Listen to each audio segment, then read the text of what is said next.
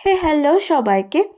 এই যে ভিডিওটা রয়েছে সেটার মধ্যে আমি দুটো লিপ টিন্ট অর্ডার করেছি, সেটাকেই আনবক্সিং করে আপনাদের কাছে তুলে ধরবো।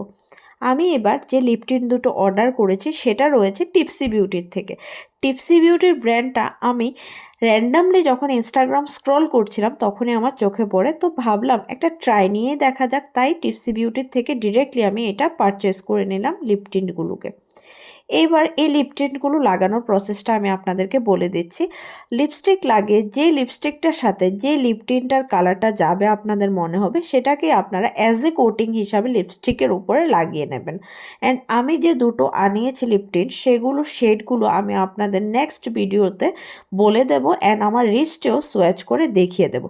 এই যে দেখুন বক্সিংটা এতটা সুন্দর রয়েছে টিপসি বিউটির, ফ্রম আউটসাইডেও বক্সিংটা আমার ভালো লেগেছে এনাদের, অ্যান্ড ইনসাইডও দেখলাম খুব কিউট একটা বক্স ওরা পাঠিয়েছে। নাইকা যে এত সুন্দর একটা রেপুটেটেড ব্র্যান্ড, ওদের থেকেও ভালো মনে হয় টিপসি বিউটি আমার কাছে মনে হয়েছে বক্সিংটা করেছে। এবার যেটা আমি আপনাদের বলতে চাই, আমার যে টিন্টের কালারগুলো এসেছে, একটা রয়েছে স্ট্রবেরি আর একটা রয়েছে পিঙ্ক কালার। এইবার আমি শেড নেমগুলো আপনাদের যেমনটা বললাম নেক্সট ভিডিওতে আমি অবশ্যই শেয়ার করে দেব।